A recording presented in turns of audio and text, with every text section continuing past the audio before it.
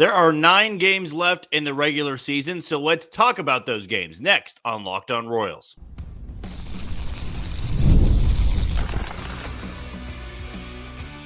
You are Locked On Royals, your daily Kansas City Royals podcast. Part of the Locked On Podcast Network, your team every day. You are tuned into Locked On Royals and the Locked On Podcast Network. As always, I'm your host, Jack Johnson, and you can find me on Twitter or X at JohnnyJ_15. That's at JOHNYJ_15. You also can catch us on wherever you get your podcast. That can be Spotify, Apple Podcast, Amazon Music, Google Podcast. We're on Odyssey, and we're on YouTube.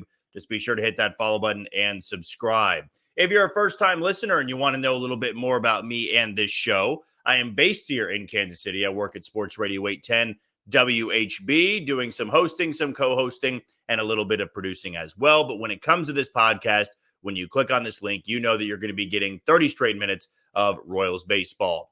And today's show is brought to you by FanDuel. Now through September 22nd, all FanDuel customers can get $5 and get a 3-week free trial of NFL Sunday Ticket for YouTube and YouTube TV. Visit FanDuel.com to get started today. It's an off day for the Royals. Everybody can have a collective inhale and exhale as you just have the luxury of watching other teams around Major League Baseball. There's not really anything pressing for tonight's game. That all happened in the afternoon slate as the Guardians walked off the Twins. So now the Twins and the Tigers are tied. That also helped the Royals for their second wild card spot as the Twins sit 2 games back with 9 games to go. But the Royals only have a 2-game lead over Minnesota and a 3-game lead over the Tigers, despite both those teams being tied because of tiebreakers, of course. The Twins had the tiebreaker over the Royals, and the Tigers do not have the tiebreaker over the Royals. So you look at what happened today in that walk-off game in Cleveland.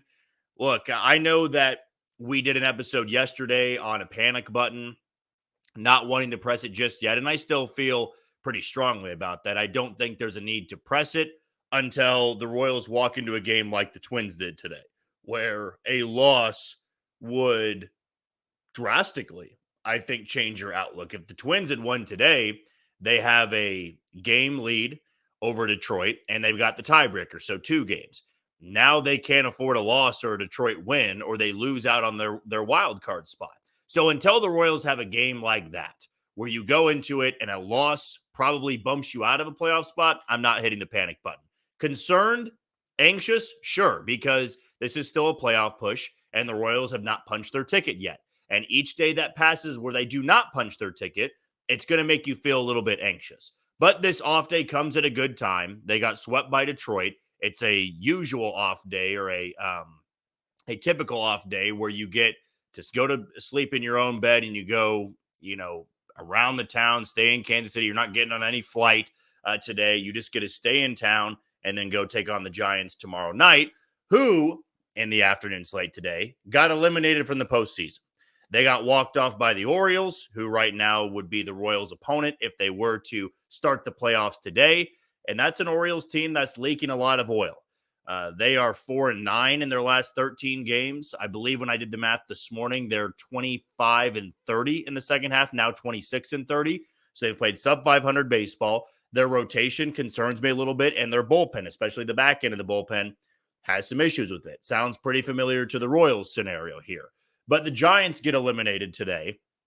And let's be honest, I think that the Giants were a team for a while now that have known they're probably not getting into the wild card picture, but they were officially eliminated today. And that is something you can take into account a little bit. My brother is a Giants fan. He lives in San Francisco, and he brought this up to my attention that because they were eliminated, they may not start Blake Snell on Sunday now, because maybe Blake Snell says, there's no need for me to start now because I need to make sure I stay healthy going into free agency where I'm going to get a big-time deal. Maybe back with the Giants, maybe back with somebody else. So the Royals could be a huge beneficiary of the Giants just freshly being eliminated and now coming to Kansas City, a long flight for them. And they got to take on a Royals team that's still fighting for a playoff spot or fighting to hold on to that playoff spot. Then they're going to get the Nationals, who have been eliminated for quite some time. And I'll tell you this, I don't know how these games are going to go. I'm not going to put a prediction on these games. But what you can see more often than not in baseball, is those teams that have been eliminated for months, they play inspired baseball.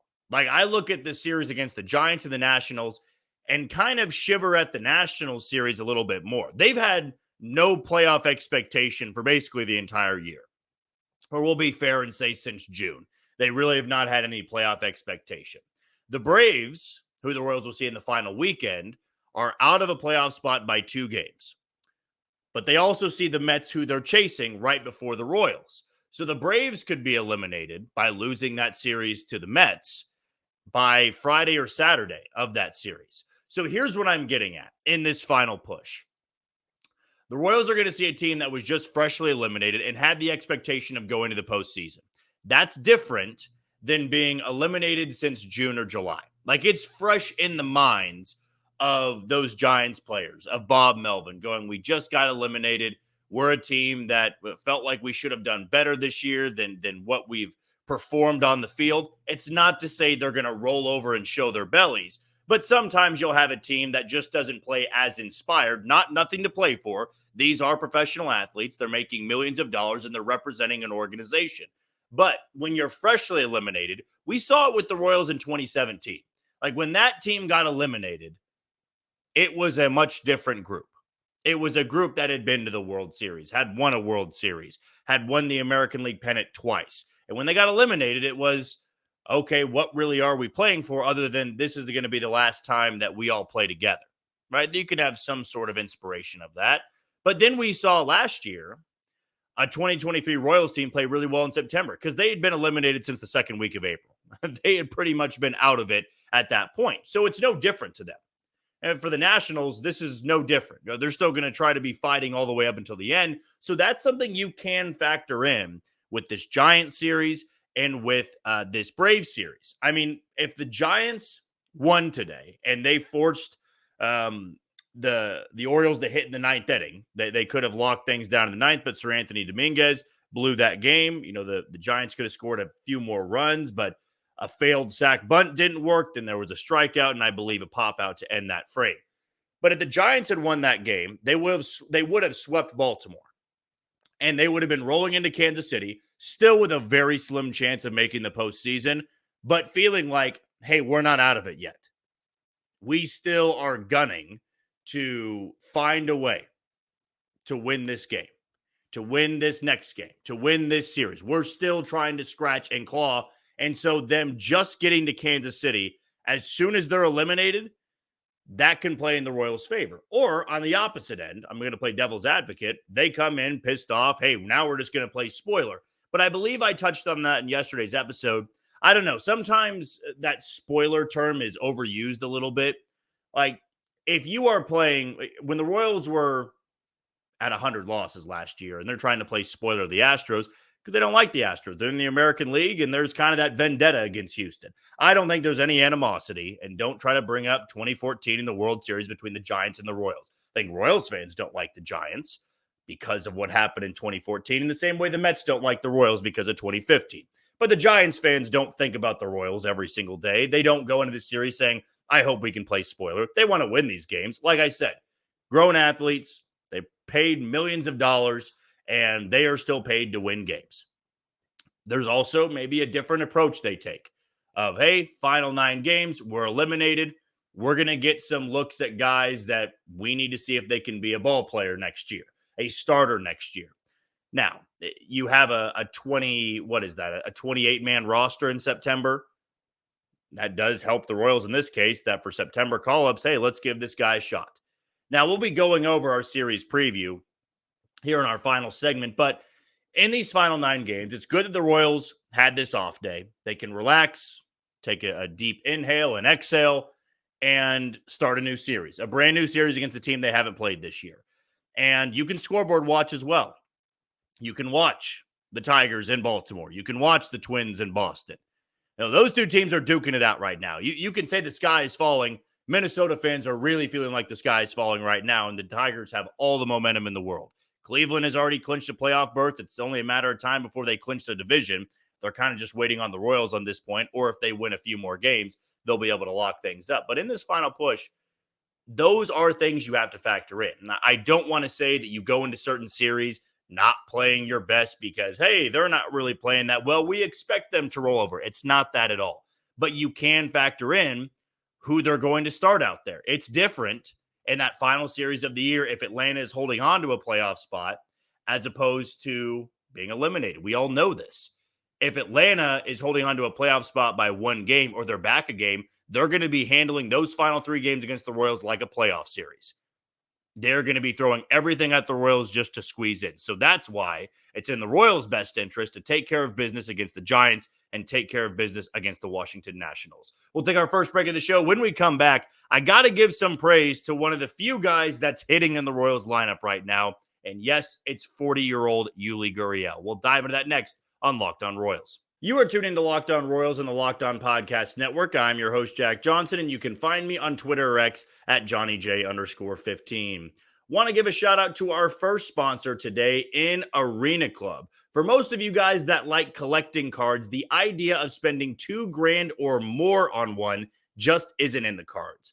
Now, I'm sure you guys love collecting out there, but we all know that's serious money to drop. Thanks to slab packs from arena.com, now it's possible to score gem mints for a fraction of their retail price. Every card that is listed was hit from last week's Arena Club slap pack drop.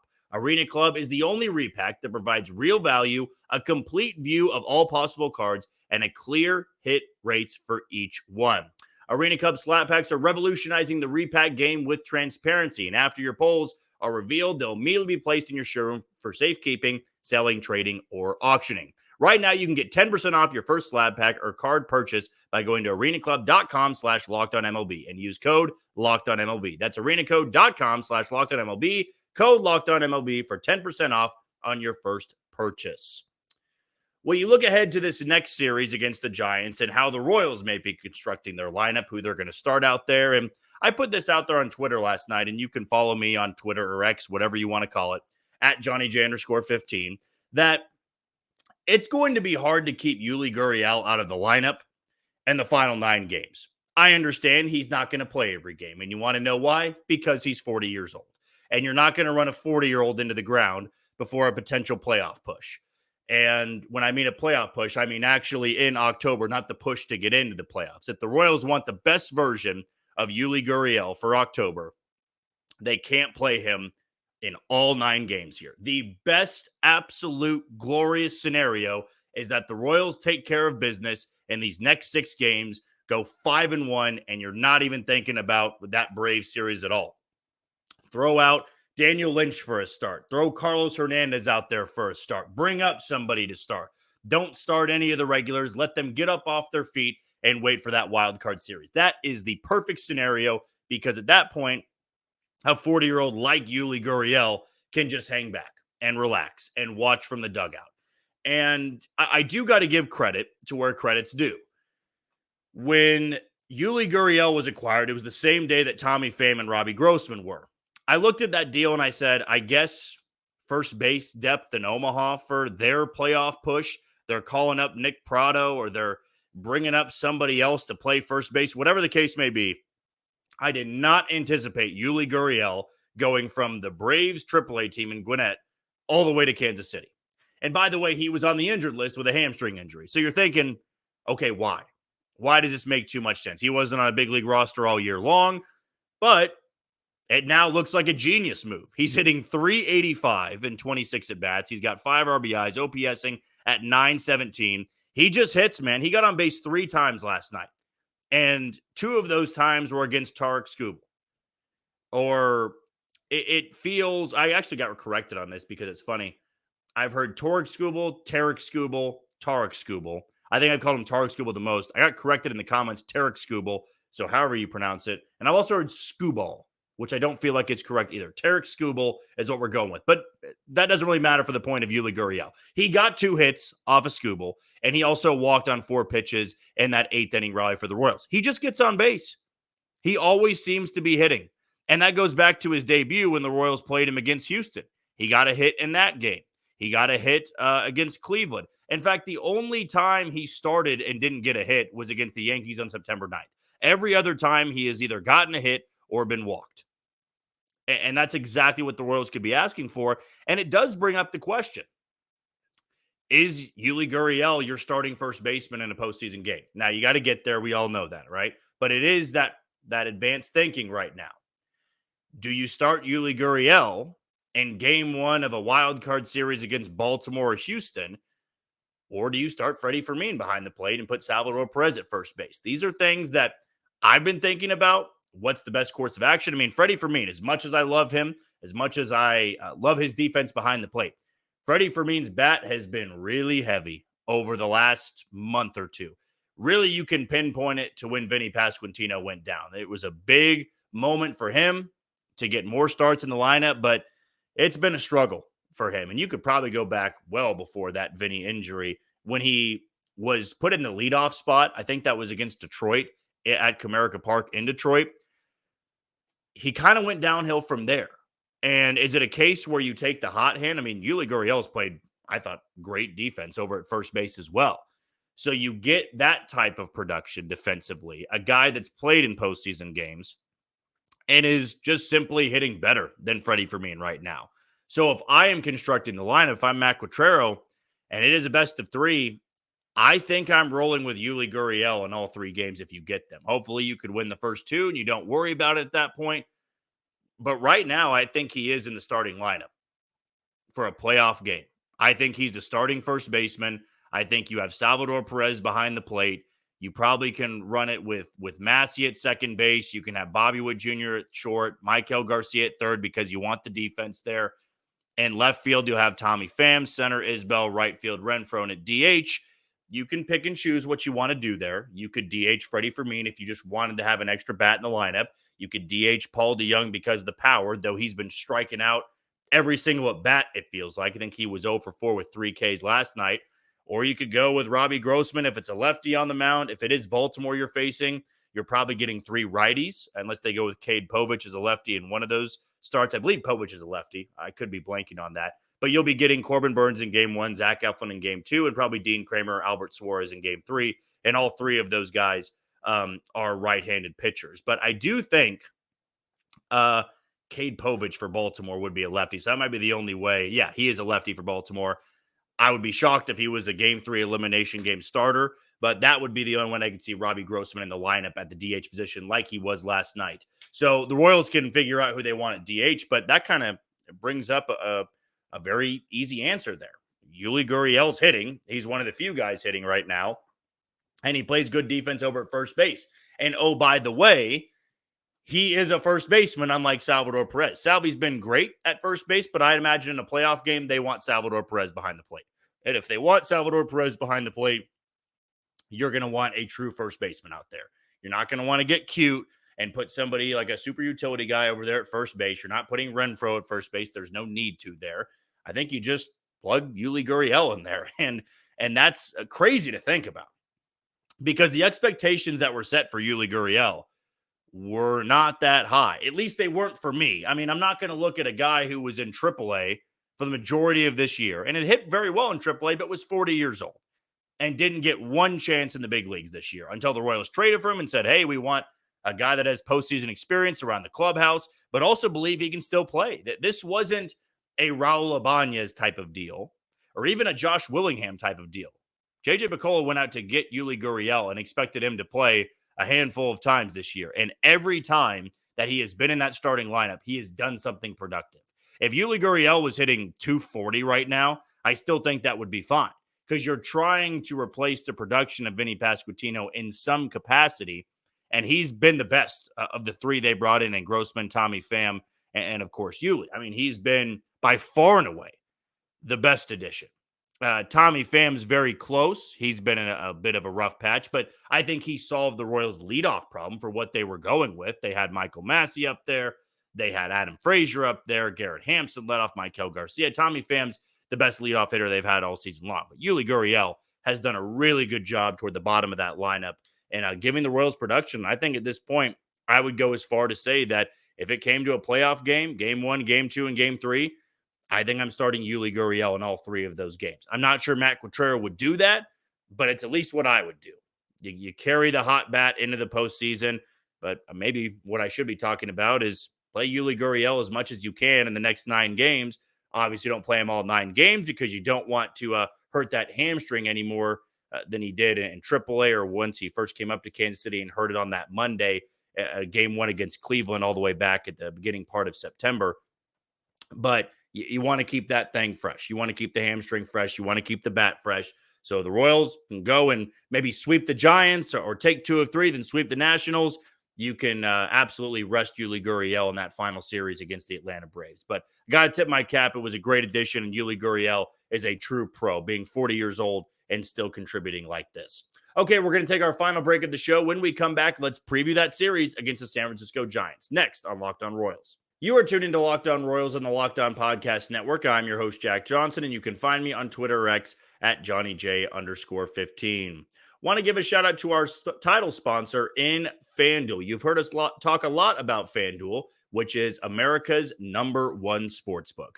Well, we have something a little different for you because now through September 22nd, all FanDuel customers can bet $5 and get a 3-week free trial of NFL Sunday Ticket from YouTube and YouTube TV. Then with a YouTube TV base plan, you'll be able to watch every regular season Sunday afternoon out-of-market game. All you need is a Google account and a current form of payment, and you can cancel at any time. Just visit FanDuel.com and download America's #1 sportsbook. And if you're looking to put some money down, maybe on the Royals, maybe on KU, K-State, and Missouri from the local area, or on the Chiefs, I do like some of the bets going into the Royals and Giants series. More specifically with that, I'm going to go with the guy I just talked about, Yuli Gurriel. If he starts in one of the games, I'm taking the over on total bases that he may get. So that would be my advice if you go over to FanDuel.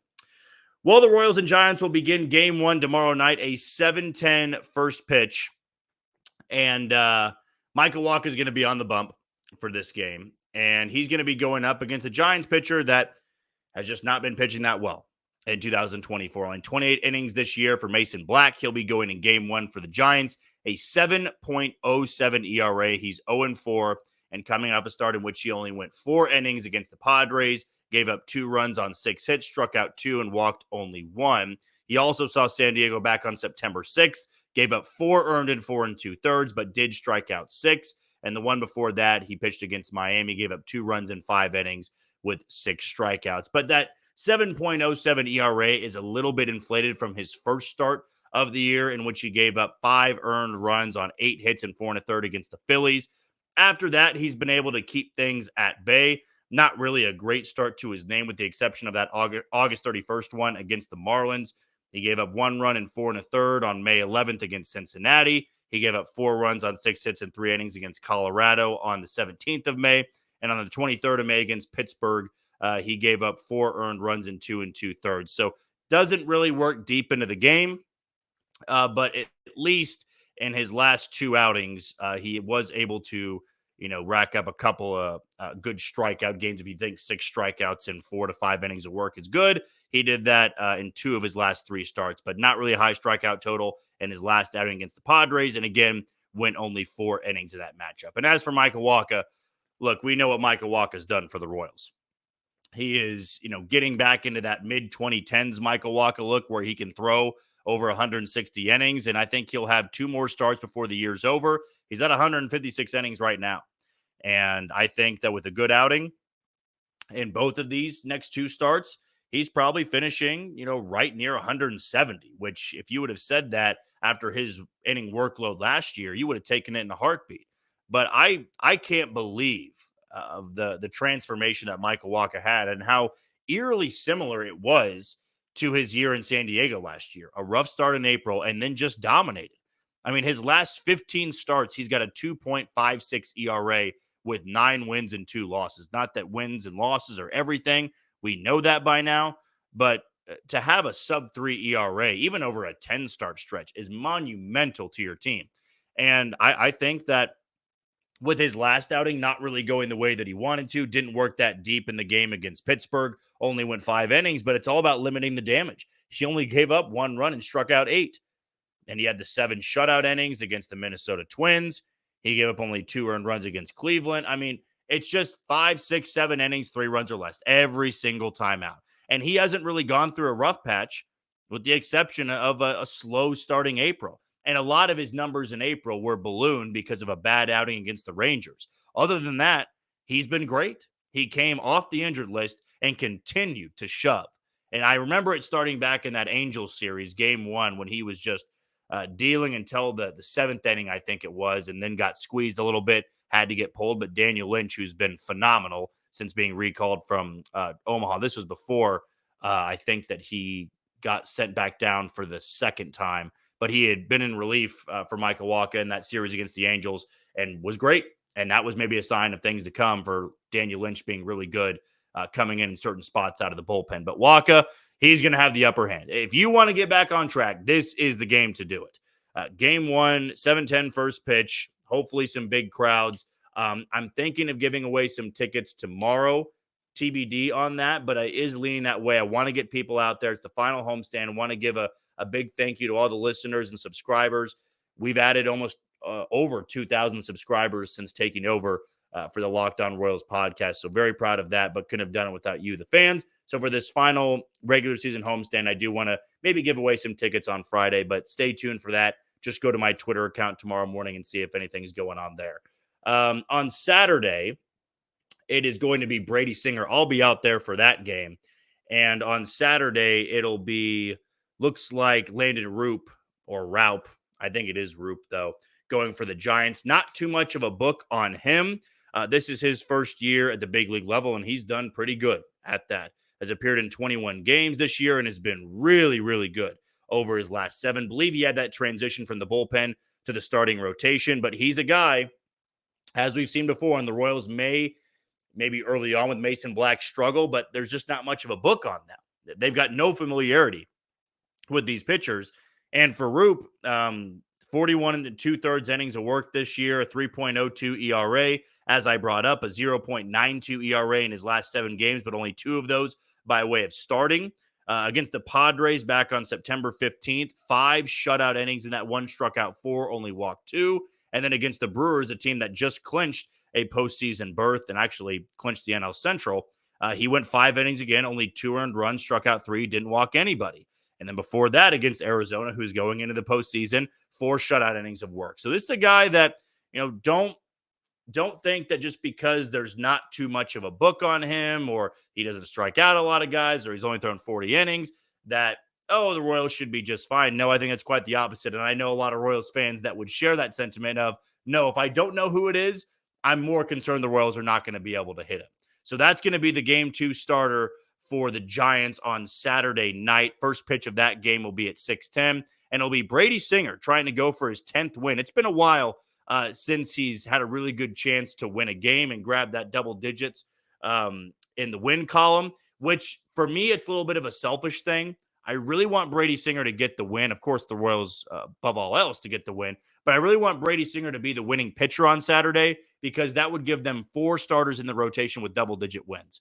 I don't know. There's something satisfying about that with Lugo, Wacha, Reagans, and Singer all having double-digit wins. And if Alec Marsh wasn't moved to Omaha, he probably at some point would have gotten that 10th win. So a good opportunity to bounce back for Brady Singer. He wasn't very good against the Pirates, wasn't very good against the Yankees, and didn't think he was that great against Cleveland back on September 3rd, but only gave up 2 runs in that stretch. But in his last 7 outings, a 5.26 ERA and dealing with a lot of base runners, a whip of 1.54 in those last 7 starts. So to me, a good opportunity to bounce back against a lineup that doesn't have a lot of game changers in it. There are some good hitters. Tyler Fitzgerald, one of my favorite young stars on the National League side, is going to be hitting in the meat of that order.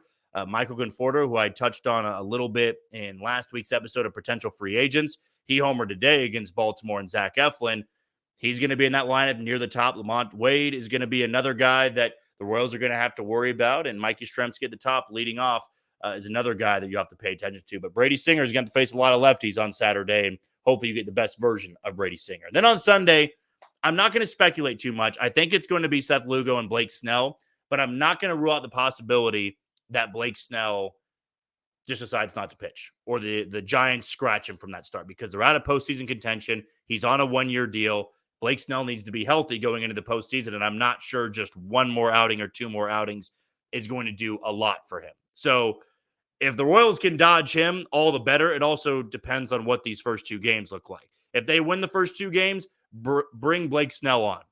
I would love to see a Seth Lugo versus Blake Snell matchup.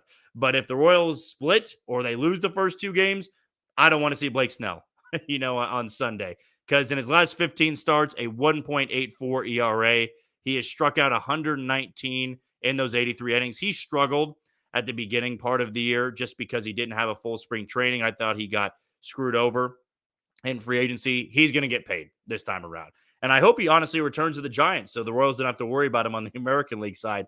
But he's coming off an outing in which he struck out 12 Baltimore Orioles and allowed 1 hit in 6 innings. He's freakish. We all know how good Blake Snell is, and he's going to get paid again. But maybe, just maybe, the Royals can dodge him if the Giants decide to scratch him for his last start of the year. Or I think he'd have 1 more after that. But they scratch him in this one, he obviously wouldn't pitch it in the next outing as well. So we'll see what happens, and maybe the Giants are going to wait and see how this series goes as well. If they're just trying to avoid a sweep, they may say, all right, we don't really need to. We don't need to start him one more time. They're 74 and 79. If they're trying to finish with a winning record, maybe you do see Blake Snell, maybe not. Well, I guess time will tell in how this series goes between the Royals and the Giants. But again, first pitch, 7:10 on Friday night. That'll be tomorrow. So just enjoy the rest of your off day, and Royals baseball will be back in action tomorrow night. Well, that's going to do it for another edition of Locked On Royals and the Locked On Podcast Network. I've been your host, Jack Johnson. Thank you for making Locked On Royals your first listen today. For your second listen, find Locked On MLB and prepare for the Fall Classic with Sully, who has it all covered every single day.